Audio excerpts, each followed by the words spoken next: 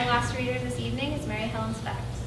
Mary Helen Specht's novel, Migratory Animals, is a New York Times Book Review Editor's Choice, an Indie Next Selection, and an Austin American Statesman Selects book. She received the Texas Institute of Letters Stephen Turner Award for First Fiction and has been a Fulbright Scholar and a Dobie Paisano Fellow. Mary Helen, thank you. Thanks everybody for coming, and thanks to Malvern Books for hosting us. If you guys have time after, you should make sure you really check it out. There's no bookstore like this one, and the poetry selection is to die for. So, and it's also been my pleasure to get to read with Elizabeth and Tom. So thanks for inviting me. I'm going to read a different part of the novel than I usually do. I usually read the opening, which introduces us to the protagonist, Flannery, who's been living in Nigeria as a climate scientist. And at the end of that prologue, she's forced to leave Nigeria, leave behind her job and her fiance, and come back to Austin, Texas during the recession, where her sister and her close-knit group of college friends are still living. When she arrives, her sister picks her up from the airport, and what Flannery sees causes her to flee, go get drunk, and then show up on this character's doorstep. And he's an architect, or a struggling architect. Santiago ripped cedar boards with a circular saw, which he kept permanently plugged in on the still torn apart first floor. Wood shavings and sawdust fanned out in waves. He itched for the day that his fire station would be, as he put it, fully operational, his own artistic Death Star. His dream was to arrive at work each morning by sliding down the metal fireman's pole in a designer suit. Despite the fact that one of his uncles had been a talented carpenter in Brownsville when he was growing up, Santi hadn't learned to work with his hands until shop class in high school. His father had made sure they kept their distance from La Familia, as he called it. His idea of the American dream did not include a messy family dynamic dragging down his only child's upward mobility. As Santiago worked, the din from the saw deafened the knocking at first, the subtle sonic emerging slowly like the distant tapping of a woodpecker in a pecan tree outside, something out of the ordinary, but that did not necessarily affect him. Then he thought, wait. He turned off the machine and set it gently down. Someone was definitely banging on the front door. Without allowing himself to rush or hurry, he walked forward, sweaty, covered in grime, calm. "Those glasses make you look smarter," was the first thing she said, standing in the doorway, her tall body never having fully outgrown the gangliness of youth, wooden bracelets clattering down her wrists. There were dark circles under her eyes, and her breath smelled like hot wine. Santiago raised the plexiglass carpenter's visor he'd forgotten he was wearing. Flan. For a moment, they stood looking at each other in the light of his porch lamp, and he grabbed one of her bags, turned, and walked back inside. He wove his way through the first floor construction, moving his body with lightness, as if the whole thing had been planned in advance, as if he'd known all along she was coming. Santiago motioned for Flannery to walk ahead of him up the stairs, his pulse quickening as he watched her. Not an amateur drunk, she treaded slowly up each step, deliberately. Flannery looked like a mess, but when he stared at her, she blurred into the 19-year-old Flannery whom he first kissed on the concrete stairwell outside their dorm room. The 23-year-old Flannery dancing on a bar in Matamoros wearing cowboy boots and fishnet hose. The 27-year-old Flannery who threw a white Russian in his face and laughed. She stopped at the top of the staircase and looked at him. El Gaton, I know. He nodded in agreement. It's full of hipsters now. Looks nothing like back in the day when we used to stop there for a beer, when we were walking the earth. And that Dairy Queen is gone. The most depressing DQ south of the Mason-Dixon closed 3 years ago. I wonder what happened to the guy who worked there, the one always crying into your blizzard as he made it. Breeze. I always got a Butterfinger Breeze. Right. Santiago's bedroom furniture consisted of a mattress on box springs, 2 laundry hampers, and a low dresser of painted metal. He watched as this prodigal, beautiful creature shrugged off her backpack, dragging her gaze over his collection of Jesuses lined up along the dresser. Dashboard Jesus with built-in magnet conferred blessings. Thumbs up Jesus signaled the affirmative. Zombie Jesus stared emptily. Another plastic Jesus wore a gimme hat with the letters WWID. A daily bread toaster stood ready to toast bread with the image of Jesus' face.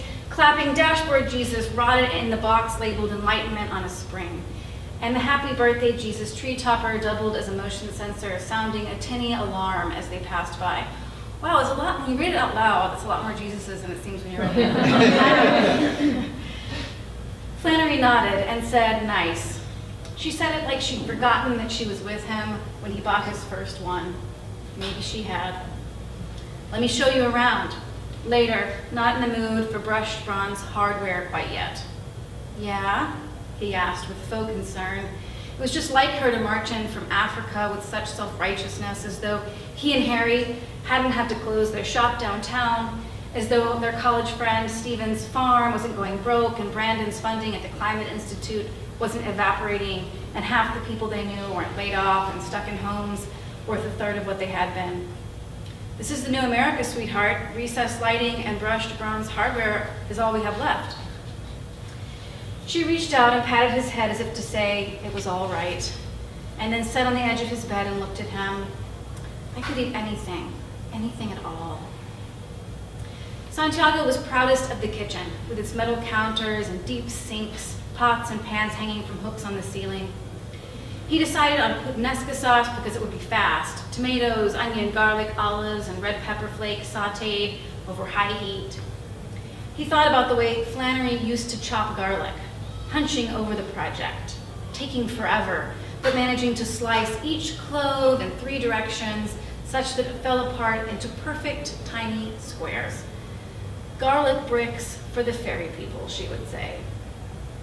Santiago didn't try to process what was happening as though thinking too much might ruin it, focusing instead on the movement of his knife as he chopped. He took leftover penne from the fridge and dumped it into the sauce. By the time he walked back into the bedroom, Flannery was face down, her clothes still on, passed out.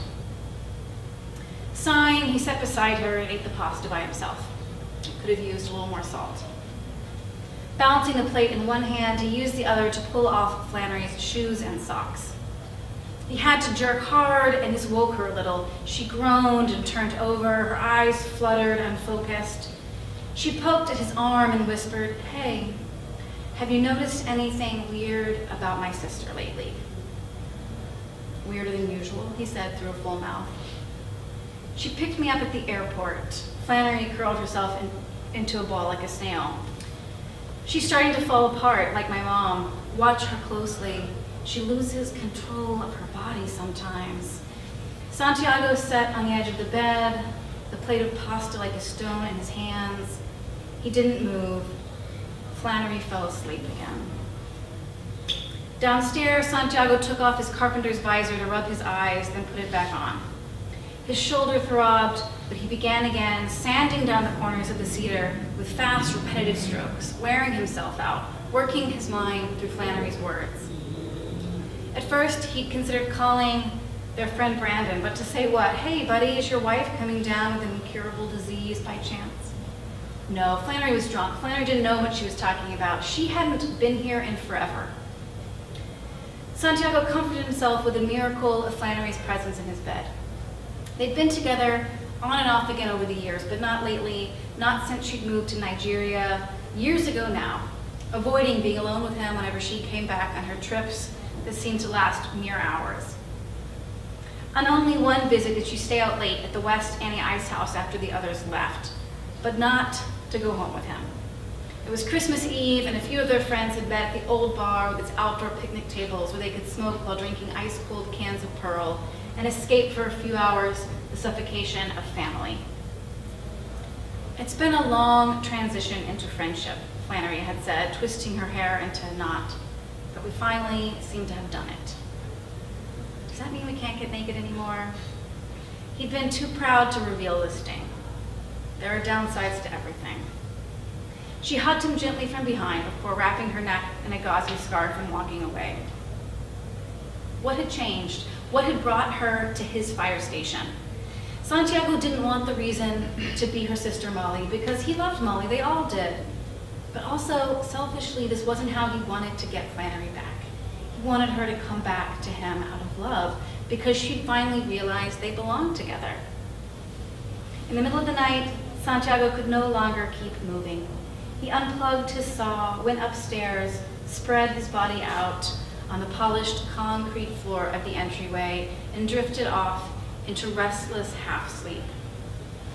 Through somnolent gauze, he saw his menagerie of bobble-headed Christs moving in a kind of dance around Flannery's body on his bed, spinning and toggling. And Santiago had the sense they were protecting her or working on her, moving Flannery to remember what was important. Thank you.